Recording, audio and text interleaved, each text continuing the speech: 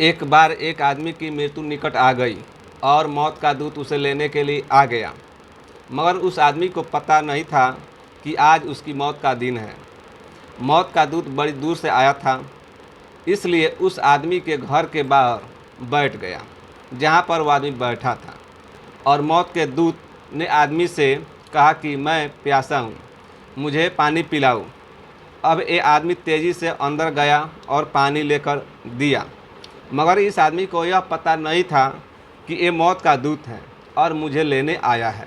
मौत का दूत प्यासा था और उस व्यक्ति ने पानी ले आया, प्यासे को पानी पिलाया और वह बोला, पानी पिलाना धार्मिकता काम होता है। मैं तुमसे प्रसन्न हुआ, मैं मौत का दूत हूँ, तुम्हें लेने आया हूँ। वो आदमी बात सुनकर बहुत डर गया। तुमने अच्छा काम किया है, मैं तुम्हें एक मौका देता हूँ। दूत ने एक डायरी निकाली और कहा, लो, इस डायरी में तुम जो चाहे लिख दो, वैसा हो जाएगा। इस बात को सुनकर उस आदमी का खुशी का कोई ठिकाना नहीं रहा। सोचा, मैं अभी 1 मिनट पहले मरने वाला था, मगर अब देखो किस्मत बदलने वाला है, किस्मत बदलने का मौका मिल रहा है। उसने वह डायरी ली और पहला पेज पलटा। उसमें लिखा था, जो बाजू वाले घर में रहता है उसका पड़ोसी, उसको 2 करोड़ की लॉटरी निकलने वाली है। अब यह देखकर इस आदमी का दिमाग खराब हो गया कि पड़ोसी को 2 करोड़ रुपए की लॉटरी निकलने वाली है। यह देखकर यह लिख दिया कि वह आदमी इस लायक नहीं है, उसको यह लॉटरी नहीं मिलनी चाहिए। फिर उसने अगला पेज पलटा तो उसमें लिखा था कि बगल के आदमी नेतागिरी करते थे, उसमें लिखा था कि उसका नेतागिरी चमकने वाली है।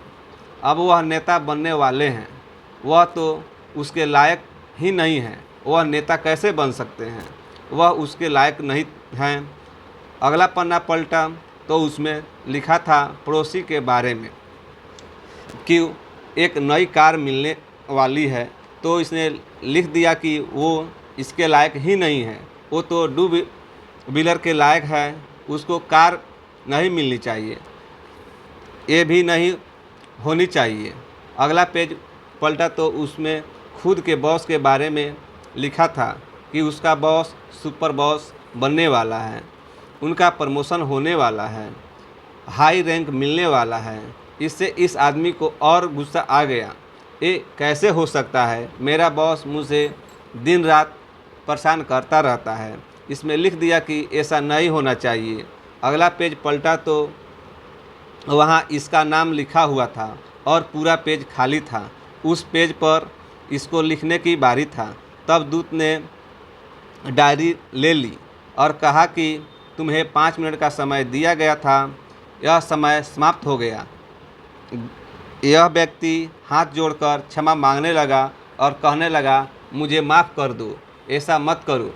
दूत ने कहा, 5 मिनट का समय दिया था, वह समय समाप्त हो चुका है। मैंने आपको मौका दिया था कि अपना किस्मत बदल सकते हैं, कि जो भी लिख देते वो हो जाता, मगर आप पहले पेज, दूसरे पेज और तीसरे पेज, सब पेज पर लिखते जा रहे हो कि किसी का भला न हो।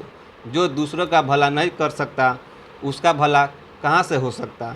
दोस्तों, ये छोटी सी कहानी सिखाती और समझाती है कि जो समय दूसरों को बुराई निकालने में पूरा समय लगा देते हैं, उस समय अपनी कमी निकालने में लगाएं और अपने आप को बेहतर इंसान बनाने में लगाएं, तो जीवन सफल हो जाएगा और जीवन में चमत्कार हो जाएगा।